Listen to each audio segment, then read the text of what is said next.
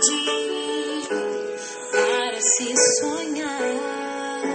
O céu ainda é azul, a esperança. Olá, eu sou a pastora Rita Bittencourt, do Ministério Adoração, da Igreja IACA, Igreja Apostólica Comunidade Adoração. E eu venho hoje com o 28º dia da série O Desafio de Amar. O texto base está em Hebreus 10:24 e diz assim: consideremo-nos uns aos outros para nos estimularmos ao amor e às boas obras. E o tema do 28º dia é: o amor se sacrifica. Cristo deu a vida por nós e nós devemos dar a vida pelos irmãos. Essa passagem está em 1 João 3:16. Sabe, a vida pode ser difícil, mas o que geralmente queremos dizer é que nossa vida pode ser difícil. Somos os primeiros a sentir a dificuldade quando somos maltratados ou perturbados. Estamos prontos a nos aborrecer quando somos o que se sentem destruídos ou depreciados. Quando a vida é difícil para nós, percebemos. Entretanto, com frequência, a única maneira de percebermos que a vida é difícil para o nosso cônjuge é quando ele começa a reclamar dela. Então, no lugar do cuidado verdadeiro ou pressa em socorrer, é provável pensarmos que ele teve uma atitude ruim. A dor e a pressão que ele está enfrentando não são sentidas por nós da mesma maneira que sentimos quando é a nossa dor e a nossa pressão. Está dando para entender o que a série do capítulo de hoje está falando? Que nós reconhecemos com muita rapidez quando as coisas estão difíceis, quando estamos passando por dificuldades. Mas se for com o cônjuge, nós nunca conseguimos ter um cuidado verdadeiro e, com pressa, rapidamente socorrê-lo. E muito provavelmente a gente pensa que ele teve uma atitude ruim, que é consequência de algo que ele fez. E a dor e a pressão que ele está enfrentando não são sentidas por nós, da mesma maneira que sentimos quando a nossa dor e a nossa pressão nos ataca. Quando queremos reclamar, esperamos que todos entendam. Todo mundo vai entender que eu estou reclamando com razão. E sintam pena de nós. Peninha de nós. Espírito de autocomiseração, de coitadinho e de coitadinha. Isso não acontece quando o amor está em ação. Não, isso não existe. O amor não reclama. Ele não reclama por sinais óbvios de sofrimento. Antes das preocupações e problemas começarem a enterrá-lo, o amor já entrou no modo de ação. Ele percebe e vê o peso, começando a incomodar, e intervém para ajudar. Ah, então isso acontece na vida de todo mundo? Acontece? Claro que acontece. Só que, quando existe amor, ele rapidamente intervém e ajuda o casal, a família. É por essa razão que o amor deseja que você seja sensível ao seu cônjuge. O amor faz sacrifícios. Não é só flores. Ele lhe mantém tão sintonizado com as necessidades do seu cônjuge que geralmente você atende antes mesmo de ser solicitado. Que coisa linda! Nós chegamos a um patamar, nós chegamos a um nível de tanta intimidade com Deus, com o cônjuge, com o Espírito Santo de Deus, que nós conseguimos ter a sensibilidade de atender às necessidades do nosso cônjuge antes de sermos solicitados, antes que o seu cônjuge dê um grito de socorro. E quando você não nota previamente e precisa que o seu cônjuge diga a você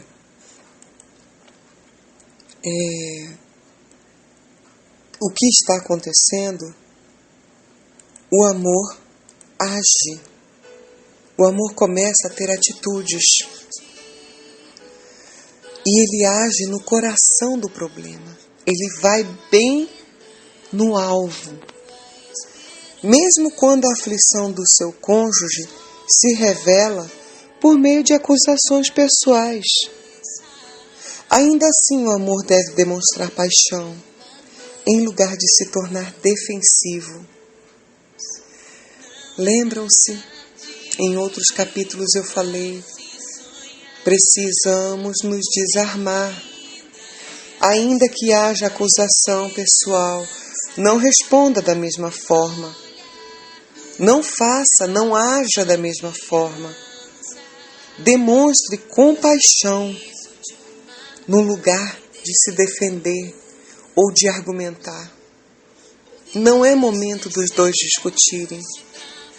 Só há discórdia, confusão, se duas pessoas corresponderem. Existe um ditado popular muito real. Quando um não quer, dois não brigam. E pronto, acabou. E é assim que funciona. E o amor, ele te inspira a dizer não ao que você quer e deseja, para nos mostrar que devemos também dar a nossa vida por outros. Ele nos ensinou que a prova do amor está em reconhecer a necessidade nos outros e então fazer o possível para satisfazê-las.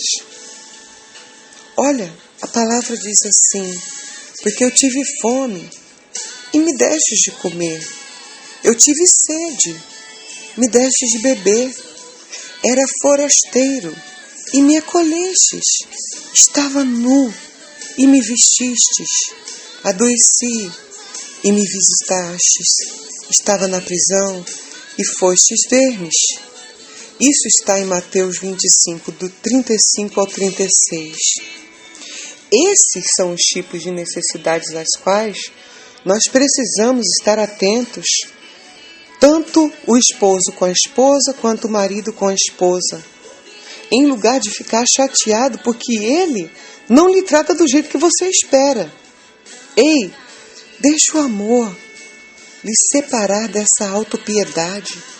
Pare de se fazer de vítima. Pare de se vitimar. Pare de se autocomiserar. A pior coisa que tem é uma pessoa que, por qualquer palavra, atitude, ao invés dela exercer amor, ela fica sentindo uma autocomiseração tão grande que está sempre se vendo como vítima. Não faça isso, sabe? Pelo contrário, deixe o amor fazer a diferença e voltar a sua atenção para a necessidade do seu cônjuge. Sabe, Deus está nos ensinando aqui a parar de olhar para o nosso umbigo. Porque tem gente que só olha para o seu próprio umbigo. Ela nunca se importa com o que o outro sente, com o que o outro deseja, com o que o outro precisa, com o que o outro passou. Ele sente fome, precisa de você sexualmente, mesmo quando você não está afim. Deu para entender? Eu vou perguntar para você.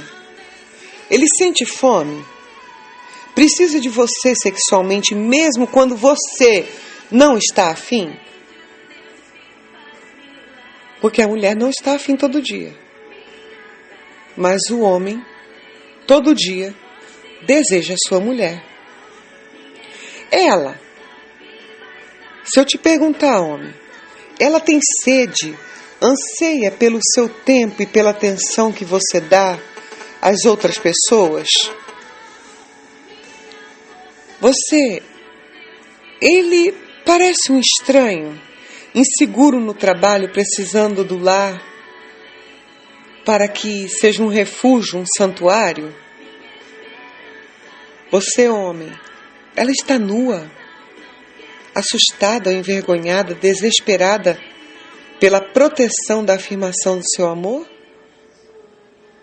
Você, mulher, ele se sente doente, fisicamente cansado e precisando que você o afaste das perturbações? Como assim, pastora? O homem chega em casa, abre a porta. Eu não aguento mais, tem que pagar isso, tem que pagar aquilo, tem que pagar aquilo outro. E olha, teu filho, hoje o teu filho me tirou do sério, a tua filha, porque na hora da briga não é nosso, né? É teu. O teu filho fez isso, o teu filho... Olha, o homem olha assim, já com a cabeça cheia, cansado, exausto. Ele pensa, meu Deus, que horror, que vontade de sair correndo, que vontade de fugir daqui. Nunca receba seu marido assim. Nunca faça isso com ele. Marido, nunca faça isso com a sua mulher quando ela chega do trabalho. Primeira coisa que vocês têm que fazer é se abraçar, sem palavras, e depois sentarem para contarem o dia um do outro. Eu costumo sentar para ouvir o meu esposo falar como foi o dia dele. É um cuidado que eu tenho. Se houver algum problema, depois que ele tomar banho, depois que ele jantar, depois que ele assistir um jornal, depois que ele fizer algo, aí eu vou com muito carinho e falo. E se eu ver que não é momento, eu espero outro dia para não atribular o coração do meu amor.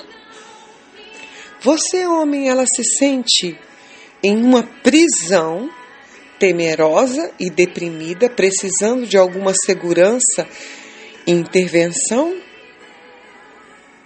Como é que sua esposa vive? Como é que você a trata? Como uma princesa ou como uma gata borralheira? Presa, temerosa. Temerosa é medrosa. Ela não te respeita, ela tem medo de você. Deprimida, porque falta muita coisa. E ela espera que você a supra. O amor, ele está disposto a sacrificar para ver que as necessidades do seu cônjuge têm o seu melhor esforço e foco. É muito importante que o casal demonstre isso, que para ele e para ela, você tem o seu melhor esforço e foco. É a pessoa mais importante da sua vida. Quando sua esposa ou seu marido encontram-se oprimidos e sob extrema pressão, o amor lhe convida a colocar de lado o que é mais essencial em sua própria vida para poder ajudá-lo. Mesmo se for simplesmente a atenção em uma simples conversa. Geralmente ele só precisa falar sobre o problema até que tudo seja acordado. Ele precisa ver em seus olhos atenciosos que você realmente se importa com o que isso está custando a ele ou a ela.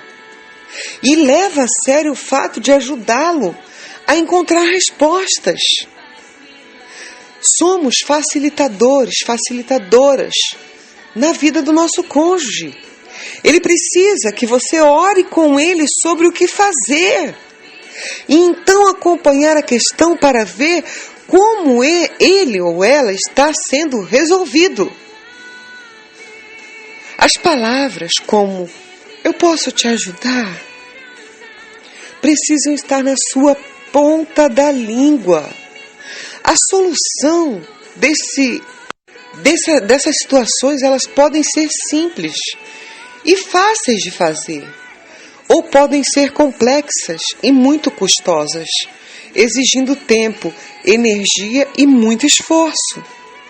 Em ambos os casos, você deve fazer o máximo para suprir as necessidades, as verdadeiras necessidades daquele que é parte de quem você é.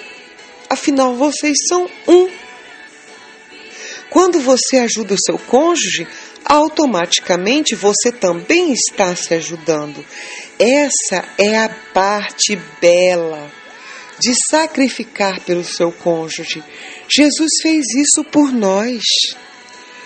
E Ele entende a sua graça para fazermos o mesmo pelo outro. Quando os cristãos do Novo Testamento começaram a caminhar em amor, a vida de todos eles foram marcadas por comunhão e sacrifício. As batidas dos seus corações eram para adorar o Senhor e servir o povo. Todos os que criam estavam unidos e tinham tudo em comum. Havia unidade. Vendiam suas propriedades e bens, repartiam por todos. Todos tinham a mesma medida, segundo a necessidade de cada um.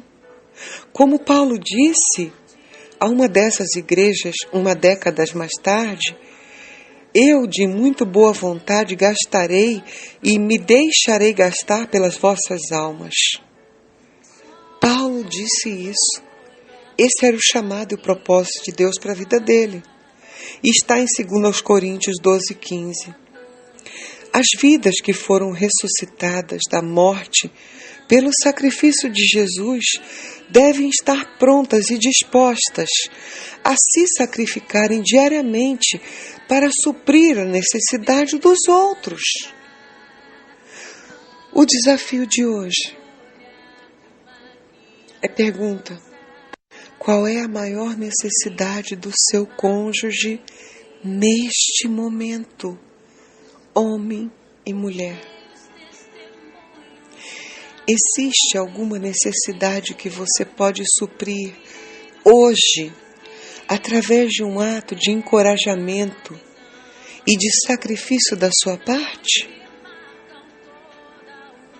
Independente da necessidade, seja ela grande ou pequena, proponha-se a fazer o que você puder para suprir toda a necessidade.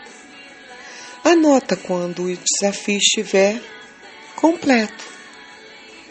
Quanto de estresse do seu cônjuge é causado por sua falta de iniciativa ou de preocupação? Quando você expressou o desejo de ajudar, como ele recebeu sua atitude?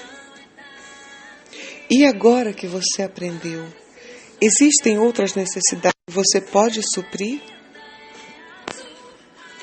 Eu vou te dizer uma coisa, meu irmão e minha irmã, amado e amada do Senhor. Quando um casal entende, aliás, nem é o casal, o ser humano, você, pessoa, homem e mulher, quando você começa a entender que ser feliz é muito melhor e muito prazeroso do que ter razão, você não tem esse tipo de problema. Nunca esqueça do que eu estou lhe falando agora, porque eu aprendi